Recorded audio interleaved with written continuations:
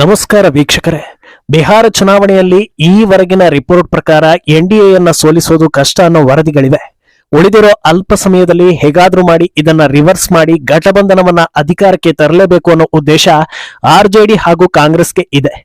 ಆದರೆ ಇತ್ತೀಚೆಗೆ ರಾಹುಲ್ ಆಗಿರ್ಬೋದು ಅಥವಾ ತೇಜಸ್ವಿ ಆಗಿರ್ಬೋದು ಅಂತ ದೊಡ್ಡ ಕ್ರಾಂತಿ ಮಾಡಿದಂತೆ ಕಾಣಿಸ್ತಾ ಇರಲಿಲ್ಲ.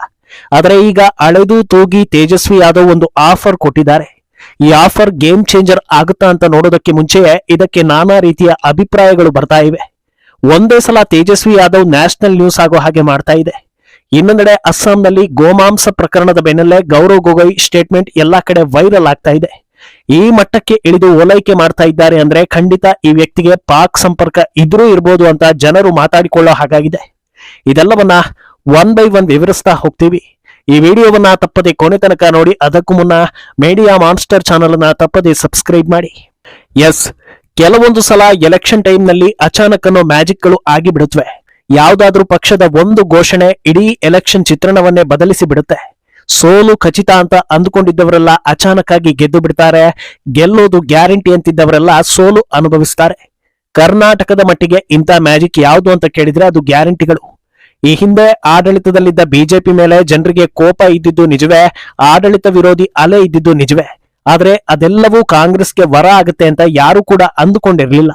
ಆದ್ರೆ 5 ಗ್ಯಾರಂಟಿಗಳು ಕಾಂಗ್ರೆಸ್ ಅನ್ನ 5 ವರ್ಷ ಯಾರು ಅಲ್ಲಾಡಿಸದ ಹಾಗೆ ಗಟ್ಟಿಯಾಗಿ ಕೂರಿಸ್ಬಿಡ್ತು.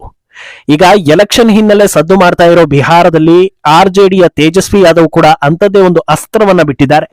ಆದ್ರೆ ಇದನ್ನ ಗೇಮ್ ಚೇಂಜರ್ ಅಂತ ಅಂದುಕೊಳ್ಳೋದಕ್ಕೆ ಮುನ್ನವೇ ಸಾಕಷ್ಟು ಚರ್ಚೆ ಹಾಗೂ ಟ್ರೋಲ್ಗೆ ಗುರಿಯಾಗ್ತಾ ಇದೆ.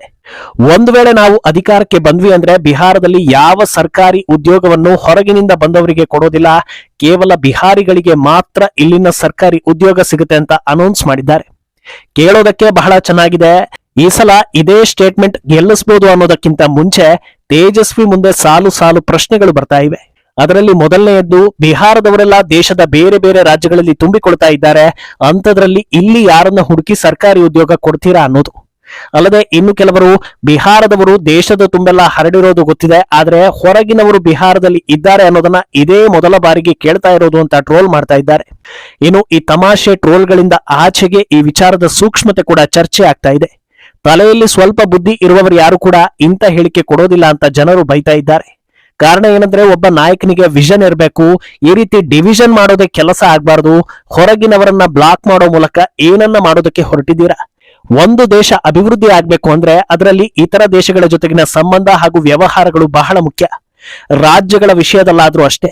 ನೀವು ಹೊರಗಿನವರನ್ನ ಬ್ಲಾಕ್ ಮಾಡಿದ ಹಾಗೆ ಉತ್ತರ ಪ್ರದೇಶ, ಮಹಾರಾಷ್ಟ್ರ, ರಾಜಸ್ಥಾನದಲ್ಲಿ ಬಿಹಾರಿಗಳನ್ನ ಬ್ಲಾಕ್ ಮಾಡಿದ್ರೆ ಏನಾಗುತ್ತೆ ಅನ್ನೋ ಅರಿವಿದೆಯಾ ಅಂತ ಪ್ರಶ್ನೆ ಮಾಡ್ತಾ ಇದ್ದಾರೆ. ಅಲ್ಲದೆ SSLC ಫೇಲ್ ಆಗಿರೋ ವ್ಯಕ್ತಿಯಿಂದ ಇನ್ನೇನನ್ನ ಬಯಸೋದಕ್ಕೆ ಸಾಧ್ಯ ಅಂತಲೂ ಕೆಲವರು ಅಭಿಪ್ರಾಯವನ್ನ ಹೊರ ಹಾಕ್ತಾ ಇದ್ದಾರೆ. ಇನ್ನು ಕೆಲವರಂತೂ ತೇಜಸ್ವಿ ಸರ್ಕಾರಿ ಉದ್ಯೋಗದ ಬಗ್ಗೆ ಪ್ರಾಮಿಸ್ ಮಾಡೋದು, ಪಾಕಿಸ್ತಾನ ಶಾಂತಿ ಬಗ್ಗೆ ಭರವಸೆ ಕೊಡೋದು ಎರಡು ಒಂದೇ ಅಂತ ಕಾಲೆಳಿತಾ ಇದ್ದಾರೆ. ಅಂದಹಾಗೆ ಇಲ್ಲಿ ಇನ್ನೊಂದು ಸೆನ್ಸಿಟಿವ್ ಇಶ್ಯೂ ಕೂಡ ಪ್ರಸ್ತಾಪ ಆಗ್ತಾ ಇದೆ. ಇವತ್ತು ಬಿಹಾರದಲ್ಲಿ ಆರ್ಜೆಡಿ ವೋಟ್ ಬ್ಯಾಂಕ್ ಯಾವುದು ಅನ್ನೋದನ್ನ ಹೊಸದಾಗಿ ಹೇಳೋ ಅವಶ್ಯಕತೆ ಇಲ್ಲ.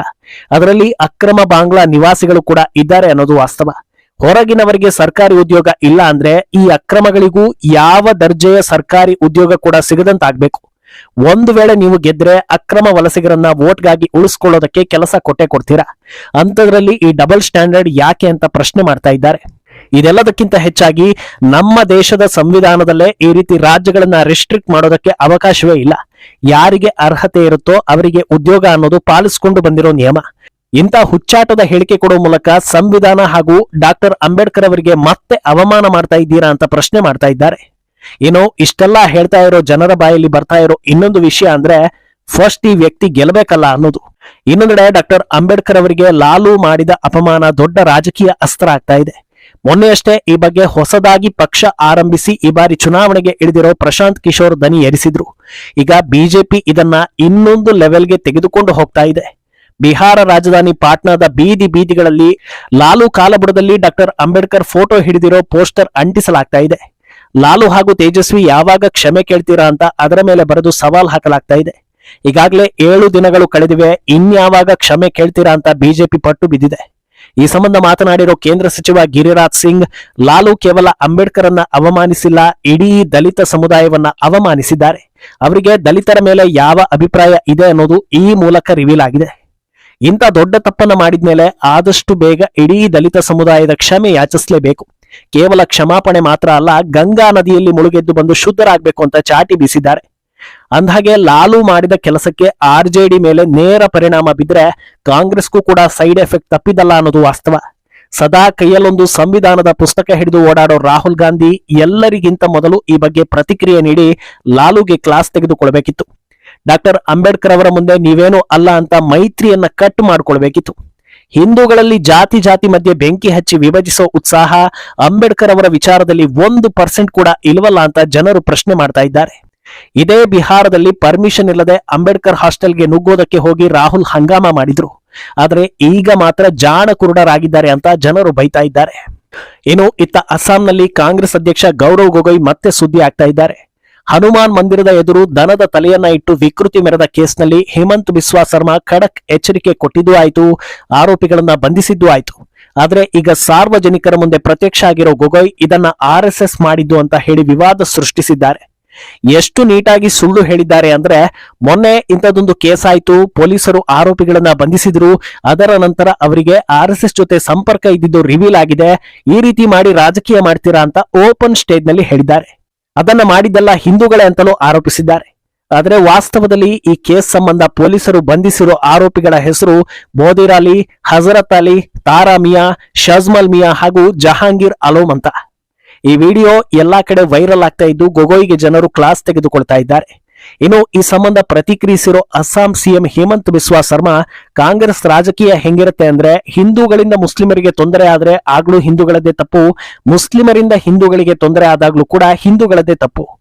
ಓಲೈಕೆಯಲ್ಲಿ ಈ ಮಟ್ಟಕ್ಕೆ ಹೋಗಿದ್ದಾರೆ ಅಂತ ಕಿಡಿಕಾರ್ತಾ ಇದ್ದಾರೆ. ವಾಸ್ತವದಲ್ಲಿ ಹಿಂದೂಗಳು ತಪ್ಪು ಮಾಡಿದಾಗ ಅವರನ್ನ ಯಾರು ಕೂಡ ಓಲೈಸೋದು ಇಲ್ಲ, ಕಾಪಾಡೋದಕ್ಕೆ ಪ್ರಯತ್ನಿಸೋದು ಇಲ್ಲ.